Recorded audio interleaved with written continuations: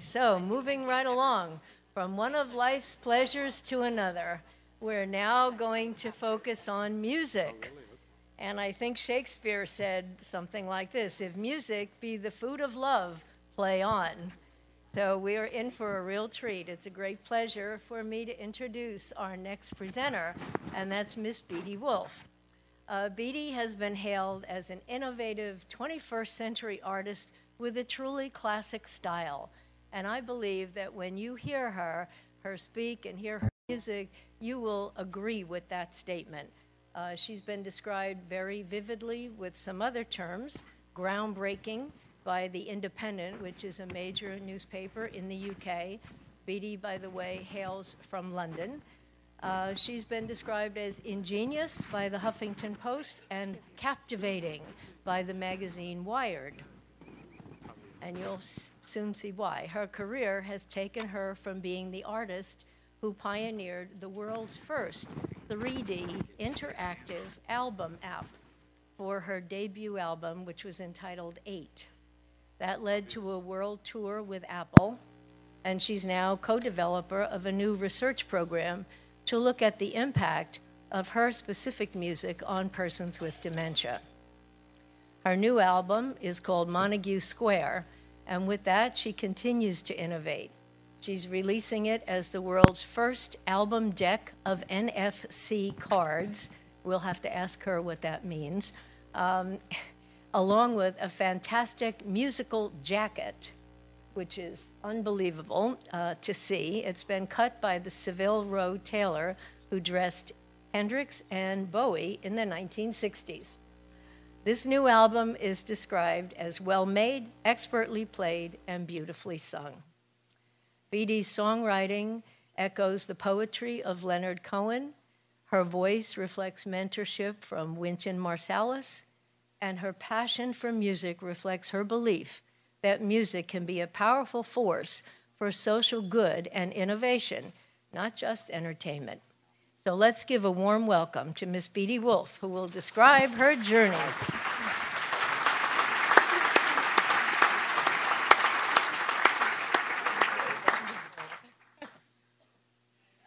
Well, I have to start by saying thank you, Dolores. That was the most remarkable introduction, and I feel like I don't really have anything else to say, except perhaps explain what NFC cards actually are and mean.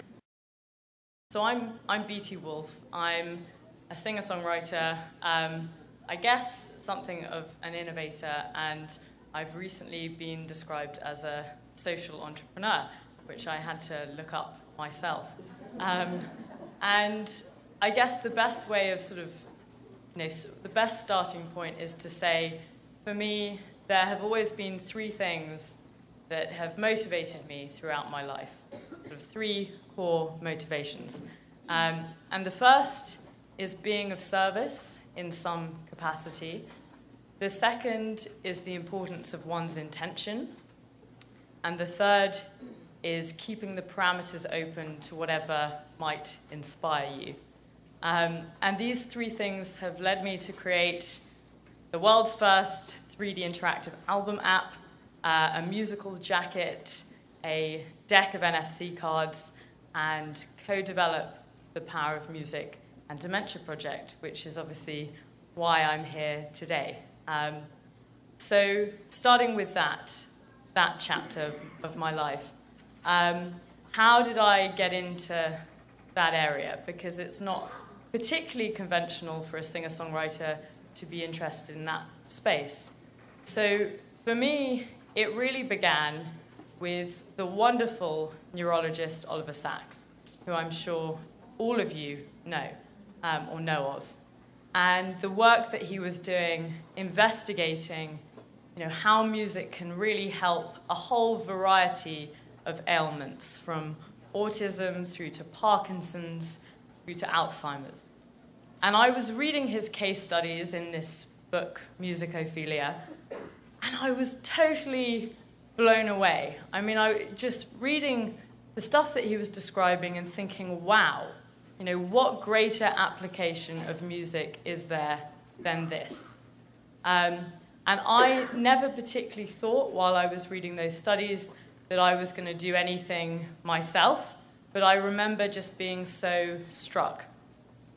And with Oliver Sacks, he was typically looking at familiar music, so music that was deeply ingrained in the psyche and the subconscious of that individual as a way of unlocking and reanimating and connecting. And the wonderful example is Henry and his Cab Calloway. I don't know if you've seen that video, but I highly recommend it. So then, here I was in London with this in the back of my mind, and I find out that my grandmother has been diagnosed with dementia, and she is living over in San Diego. So I think, okay, well, whenever I'm doing regular shows in the States, I'll make a beeline for her, and I'll take my guitar and I'll, go and sing to her. And I'd arrive, she'd be very disengaged, very confused, she wouldn't know who I was, which was obviously very upsetting to see. And after one or two songs, it was like the light went back on, and she was there, and she was sharp and making jokes and saying things about lyrics like, oh, you swore in that song, I bet that was because I swore around you as a kid, which it absolutely wasn't. But I found it fascinating, as well as obviously hugely moving, because while the music was familiar to her, it was only familiar in the last couple of years of her life. It didn't go way back to when I was 8. So I started thinking, and then I'd receive emails from the carers saying, your grandma was so much better after the music. She was so much better that day, but also that week. So that was kind of, I guess, seed number 1. And then I got the opportunity to play to a relative in Portugal who was living with late stages of dementia in a Portuguese care home. And what was meant to be a performance to just this relative ended up being a performance to the entire ward of 150 residents. Now, none of those individuals had heard my music, and actually none of them spoke any English apart from this relative. So not only was the music entirely unfamiliar, but there was no lyrical connection to draw on. I was thinking, okay, this at best, this is going to create a nice ambience. I mean, what's the worst it's going to do? But I wasn't anticipating the sort of reaction that we saw, which was, people singing along with these songs they'd never heard, clapping, engaging with one another, and quite frankly, it felt like just a regular old performance anywhere, Ronnie Scott's, apart from maybe the wheelchairs.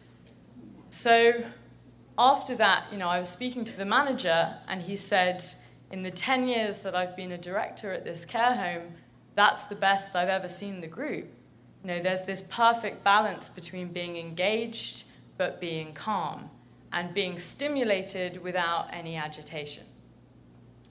So I fly back from Portugal, and I'm thinking, I really don't want to have just an anecdote to share. I want to have something more concrete. This memory, this experience was so visceral, and I was telling people about it, but I realized that without, I just had a story. I didn't have anything more than a story.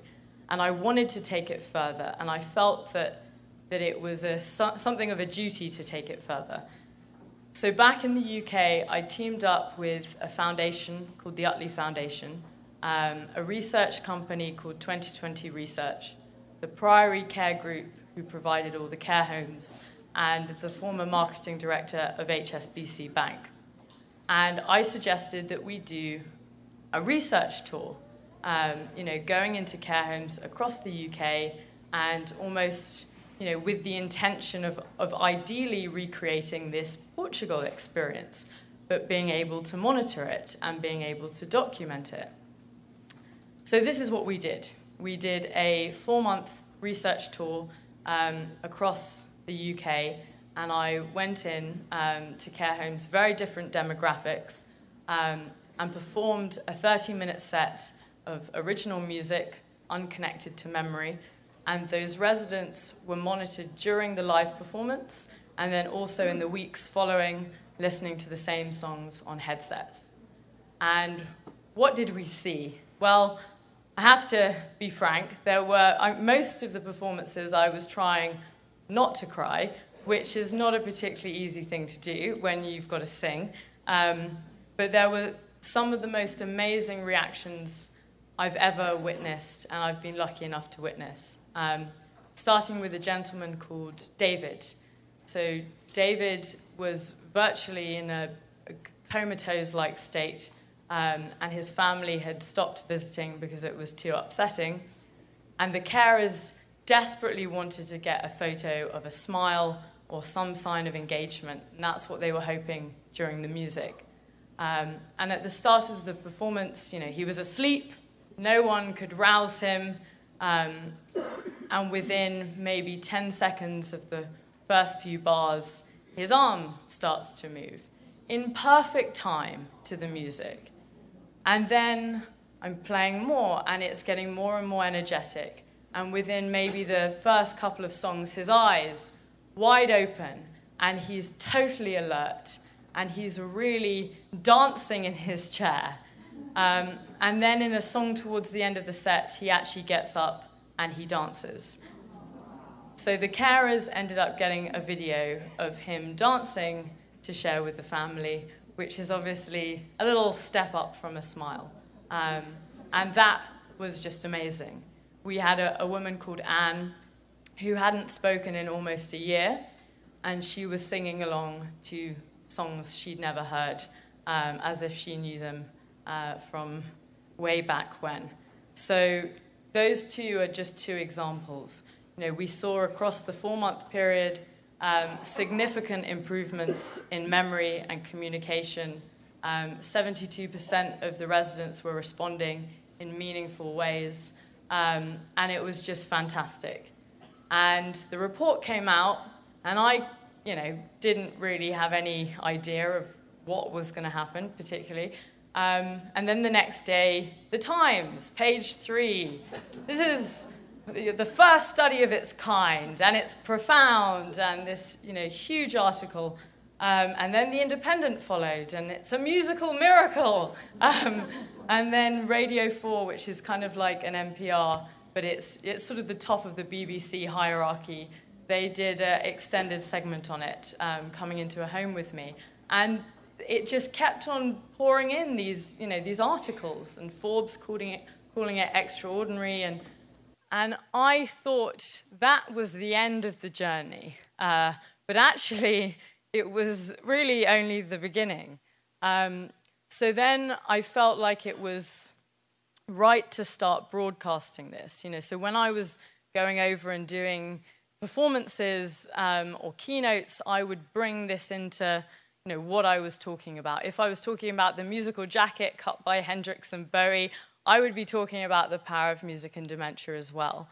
And that was in Apple HQ in the theatre there, through to Wired Conference, through to Social Innovation Summit, through to the Royal Institution. So it was really starting to get a good audience. And I guess all I really want to say now, before I tell you more about the next steps, is that I'd really like to show you this video that we captured as part of the pilot study. Now, we had to be quite sensitive to a lot of the individuals because we were being as non-intrusive as possible. So some of the footage we couldn't use, but I think this video really gives a good sense of just some of what we saw.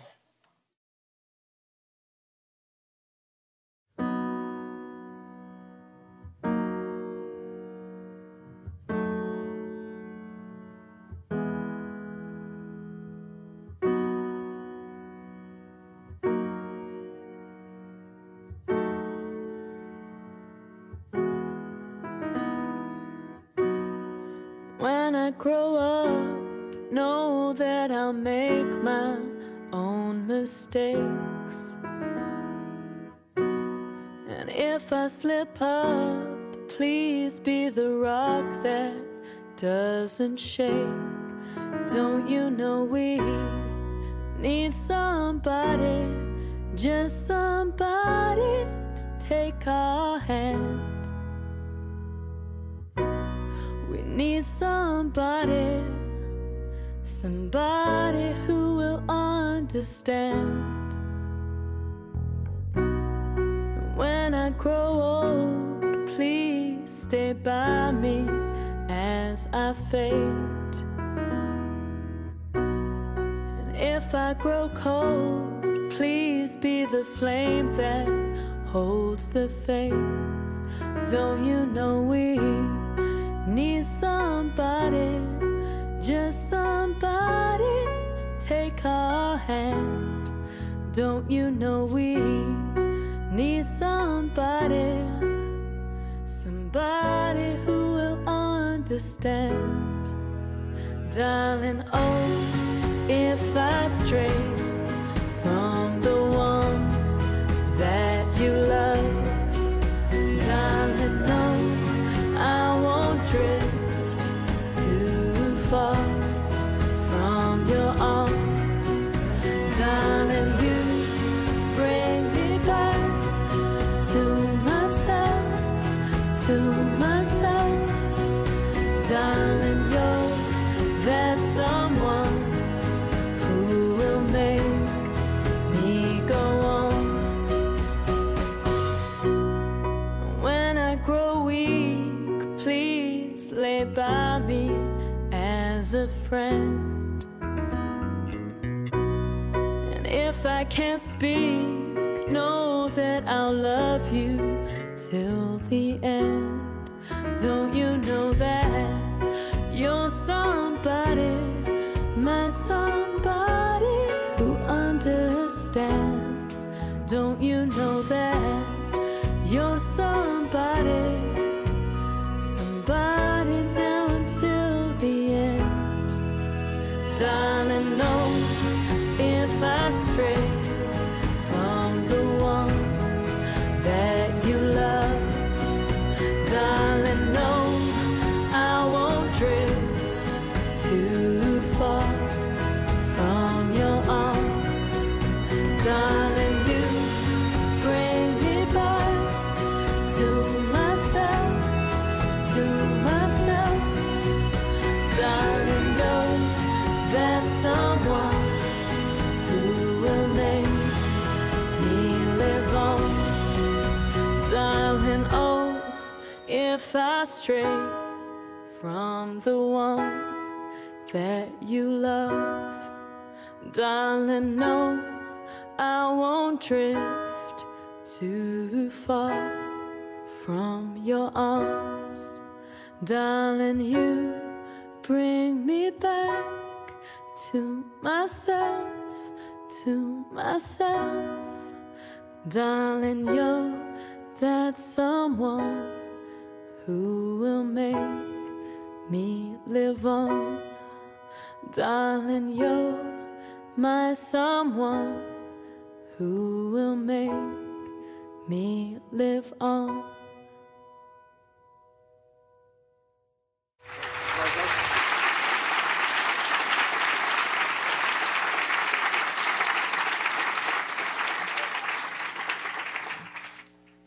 Thank you very much. So I think I'm speaking to a lot of people that wouldn't be surprised by this. And it's amazing how, many of us have this sort of intuitive sense of what music can do, and have seen it. I'm sure a lot of you have seen also the power of music. But it's really quite interesting how little evidence there is out there. And for me, what looks like success is to be able to turn this pilot study and this great sort of pointer in the right direction into a world-class study that could sit on the desk of any accountant or policymaker or lawyer's sit on their desk and really make the case for using music in care homes and for people living with dementia. And so while this has been an incredibly rewarding project, it's actually highlighted how much more there is to do in making music and dementia almost a way of life.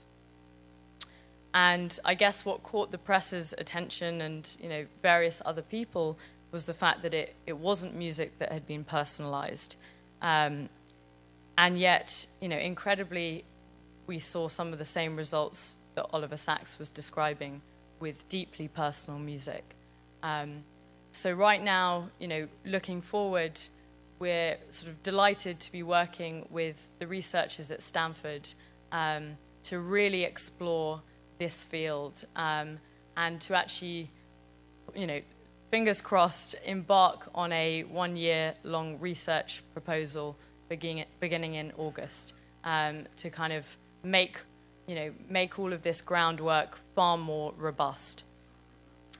So I guess I want to end asking the question, what is it that reanimates people with dementia if it's not the memory stirred by old favorites? And I would like to give the final words to Oliver Sacks, who in the last page of his book, Musicophilia, actually theorizes on this. And he says, music does not have to be familiar to exert its emotional pull, and music is a necessity for those with dementia.